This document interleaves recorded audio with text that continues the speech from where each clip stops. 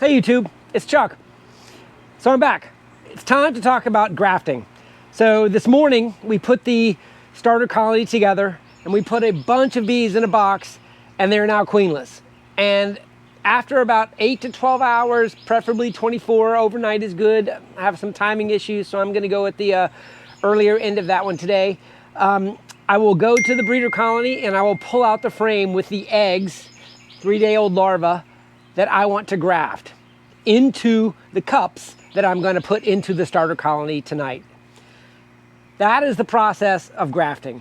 Now, many of you may think it's a little bit hard to do, or it's a little bit tedious, and you're right, it is.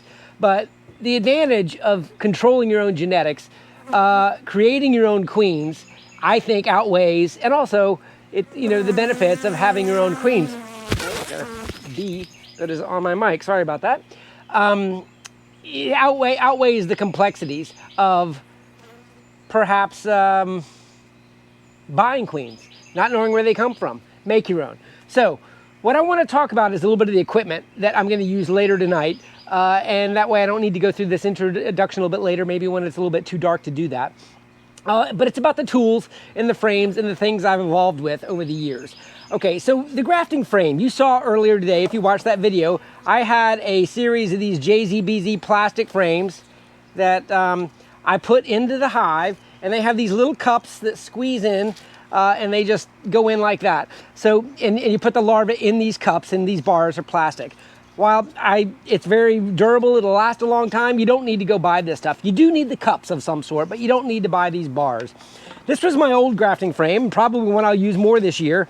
It's nothing more than a deep frame if you're grafting in deeps, or a medium frame if you're gonna graft in mediums. It's got some slots here on the edge. Here's a little bar, and I just took my table saw and cut an 1/8" groove in the middle, and this bar slides in and out. Now, it is important that the bars come out, and I'll show you why in just a second, but you see in this wooden bar, these cups fit in there just the same way. And you could throw 2 bars of these together, and here's a second bar. And just as an example there, you can put that in as a grafting frame. Now, when you go get the grafting frame, and when you go get the larva frame, and it's time to graft, what you have to do is you have to put the larva in these cups. Okay, so I'm just gonna say these are the cell bars is what they're called, with all the cups on them. And for demonstration purposes, this is the frame that I pulled out of my breeder colony that has all of the 3-day-old larvae that I want to graft into these cups in it.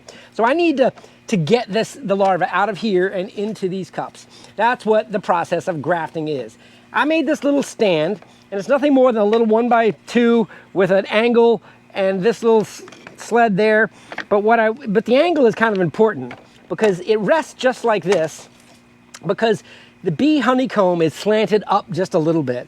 So basically, when I'm leaning over a table, or if I'm sitting down, I'm looking into the cell with good lighting, this angle is pretty important to get some backlighting above you and behind you, so you can see down in there to see the larvae that are very, very tiny, especially for someone who's over 50 like I am, which is why I'm gonna go to my next subject. At some point, you're gonna need some sort of magnification. If you're still in your 20s and maybe early 30s and you have outstanding eyesight, I would dare say it's still going to be challenging to get the right size larva every single time with the naked eye. Magnification really, really helps. And also it really, really helps you be more accurate to scoop the larva just carefully enough and to get the little royal jelly pool underneath it using the grafting tool. Now, the grafting tool, there are as many of these as there are other techniques. This is the tiny little cheap Chinese grafting tool, and it works with a little reed and a little plunger. And essentially you scoop and then you push it off with the plunger. That's the way it's designed to work. So with the magnification on, with the frame rest and the lighting behind you and the cell bars in front of you, now you're ready to do your grafting. And this is essentially the setup that I use inside of my shed, and I'll do that later on. We'll film that. Now, I keep a little jar of royal jelly that I capture from swarm cells or cells that have pools of jelly in them that I don't want. I don't throw them away. I keep that royal jelly, and I keep it in a tiny little jar here, and I've only got a tiny little, maybe half of a teaspoon in here. But I will mix it with just a little bit of water, and I will put a tiny little bit of royal jelly in the bottom of each of these cups. The larva does not necessarily need that royal jelly, but there's a little bit of surface tension involved with getting the larva off of the plunger and into the bottom and sitting into that tiny little pool of royal jelly. And the water just dilutes it just a little bit because royal jelly is a little bit, I don't know, snotty kind of consistency. So the water helps kind of get it into the bottom. So I prime all of my cell bars before I'm ready to graft with a little bit of royal jelly. I typically have a rag that is wet, ready to go to cover these up, because as soon as I take a larva off of this frame and I put it in this cell bar, it is now exposed to the air in another way. And the humidity, you don't want those larvae to dry out. So if you keep them covered up, depending on your environment and where you are, that's something I would encourage you to do, or at least to think about. Keeping them moist is important. Now, you're gonna graft all of your larvae and you're gonna fill up all of your cell bars. And now they have the larvae in them. Now it's time to go back into your frame, right, and put them in there. I'm just simulating, of course, there are no larvae in here. And I'm putting this together inverted, right, because obviously there's larvae sitting in there. And now you go back out to the starter colony and you very gently set that back in the middle where we talked about with pollen on one side and open brood to the other. That is the process of grafting that I use and the equipment that I use. A few other things about the types of equipment, because we're going to show this a little bit later. So I used to use this Nico system, N-I-C-O-T, Nico, and it comes with several parts. So here's just a cell bar, and they got these little pads, and on the pads fit these little adapters, and on these little adapters fit these little cups. So it's kind of more parts than the simple JZBZ, but there's also some benefits to this, because you can put a curler. They come with these. This is another part to order. And now that's on there, and that could be inside of your finisher, and that virgin can completely hatch inside of this roller cage. She's protected. And then when it's time, you can come pull this off, and that entire part is sealed. So the mobility of it does kind of help, and it is a great system, and I have a lot of this equipment. I've just continued to evolve with what's available. Some folks have invented some things with regards to these little cages. I think they're called Easy Beezy is what they're called. I fiddled with kind of trying to make my own too. But what these do, much like that roller cage, is these fit right on top of the JZBZ cage. And there's a specific dimension to fit right on side of the bar. And you can very carefully pull that off, and then the cup is actually protecting it in there. So much like this Nico system with this modular system, these little Easy Beezy cages, I believe they're called, are also something you might want to consider if you're using the JZBZ. There is an argument for having cages for your cells, because if you make more cells than you have splits for, or you don't get your splits made, you can keep these queens inside of a finisher hive or inside of an incubator, and they'll hatch out as virgins. Now, introducing virgins is a whole nother subject that's a little bit more complicated, but it is something that you need to have the right equipment in order to manage. So that's a comparison of the Nico system, the JZBZ cups, and then different cell bars and grafting frames, and the equipment that we'll be using a little bit later on tonight. Here's one I made years ago. It's essentially just a cell bar that doesn't have any frame on it, and it would be just JZBZ cups right here on the top, and you would just set this, inside of your, well, you see my holes are even wearing out. They need to be waxed back up a little bit. And you would just set this in the hive, in its own spot, and they would be up high rather than having many, many more cells hang down in a frame. I think the frames are better because it gets the bees down around the pollen frames, whereas this just top bar type of style, and this is for a top bar hive, is just kind of too high up in the box, and it doesn't use the full vertical height of the box. All right. I think I've covered everything that I'm going to do a little bit later tonight. Showed you some of the equipment, so I'm probably not going to need to go into the detail later when we pull out the larva, we pull out the grafting frame, and we actually do it. But that's for the intro. All right, here a little bit later tonight, we'll show you the actual grafting. Hope that makes sense. All right, YouTube, we're back out in the apiary. This was the starter box I set up this morning. So I'm going to go in here and grab the cell cups that I have in the middle in here for them to polish. So looking down in here, wow, they've already had about 3 inches of sugar water has been consumed. So that's great. They're going through the sugar water. This is my grafting frame, and this doesn't have any cells in it or any larvae in it.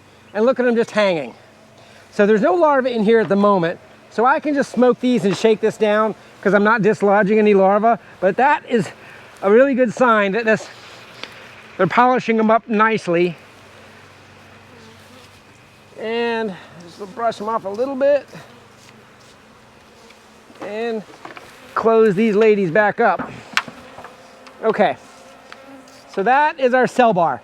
I'm gonna go put it inside and we'll go get our larvae. All right, we're inside here, and actually we have one step before I go get the larvae. If you remember earlier, I talked about this royal jelly. It's been out, it's defrosted. I keep it in the freezer when I'm not using it. I need to put just a little smidge of this in the bottom of every cup, just so there's a little bit of liquid in here. That's it. So I'm gonna speed this up so you don't have to watch me do this 48 times.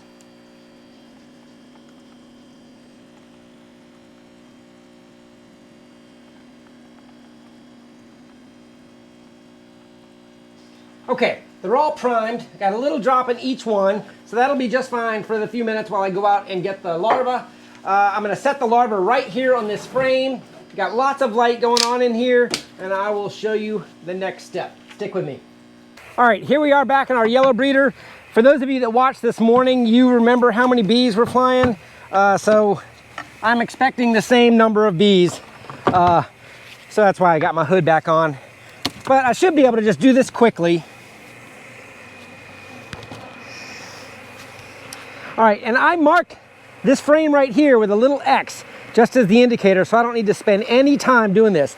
The queen is below the excluder, so I don't even need to really worry about where she is. I just need to get this frame out,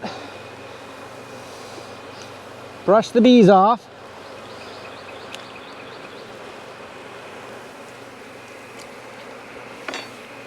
brush, not shake if you can help it. Don't want to dislodge those larvae in there.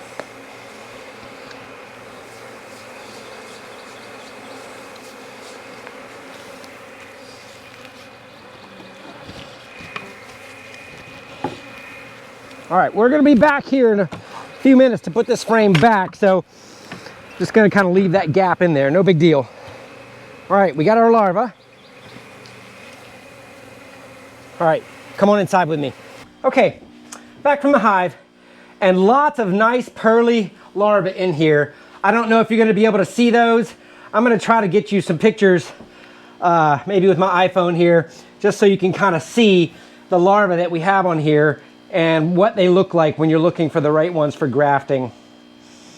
So these larvae, when they make a tiny little C, that's exactly what you want for grafting. And a tiny little C is always usually on the edges of the ones that are just still eggs.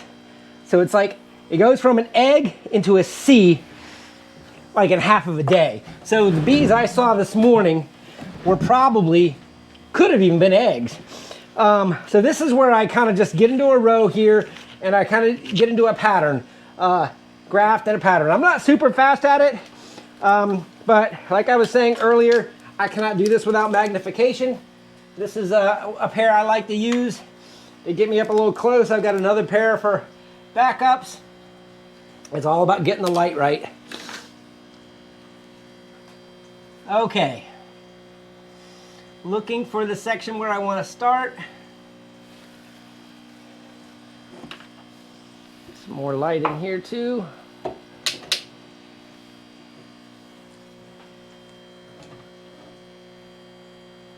Oh yeah, we got some good ones down here in this lower right section. So what I like to do is go from behind the back of the C and underneath. I've described this before.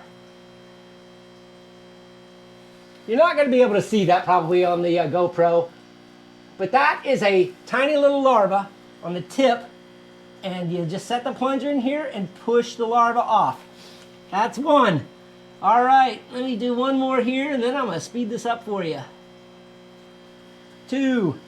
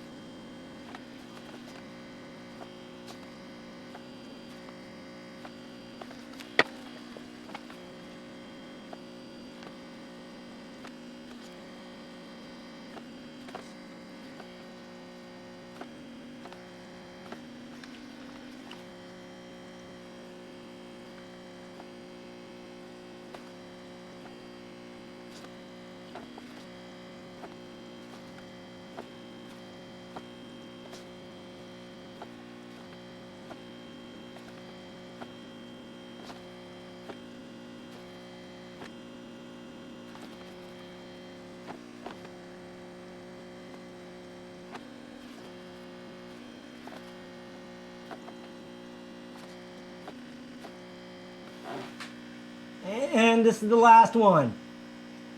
So that was 48 grafts in 20 minutes. That's not too bad. I mean, the lighting wasn't perfect, but I got them in there. And I don't know if this is gonna work or not, but because I know the camera that you're looking at isn't gonna show up so well, but I'm gonna just see if I can get some of these on the iPhone to show up.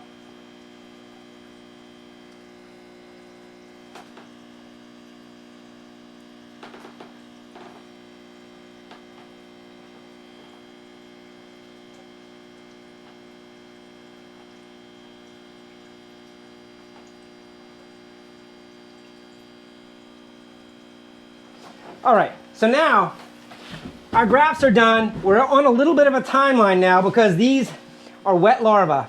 So I need to go ahead and put this back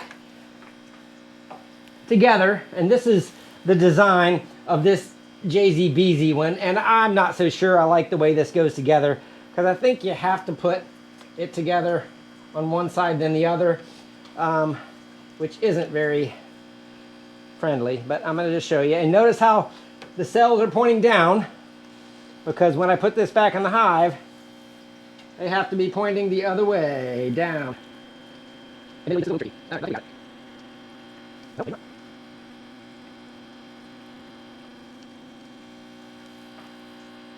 Okay, that was a little frustrating. I don't know that I'm going to use this bar again. Okay, so I need to go put these back into the hive, upside down. I'll take you out there with me. Okay, I've got the camera going so you can look straight down at this. I'm still carrying the graft frame, holding it vertically so I don't dislodge anything. See those bees? That's where these are going. Slowly down in the middle of these bees. And then reclose them up. That's it for that. All right, and the last step, double checking, queen breeder, this is the one. Didn't put my gloves on, I may regret that. Yep, I'm getting stung pretty bad.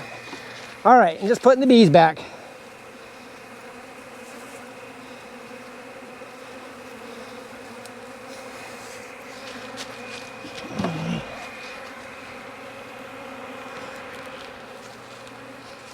All right, they knew I was coming. All right, y'all, that last little bit was a little bit reckless. The bees got into me pretty good because I went out there without gloves, without any smoke, and I just dumped those bees that I had stolen from them a few minutes earlier back in their hive, and they rightfully so took it out on me. Probably about 20 or 30 stings on the hand there.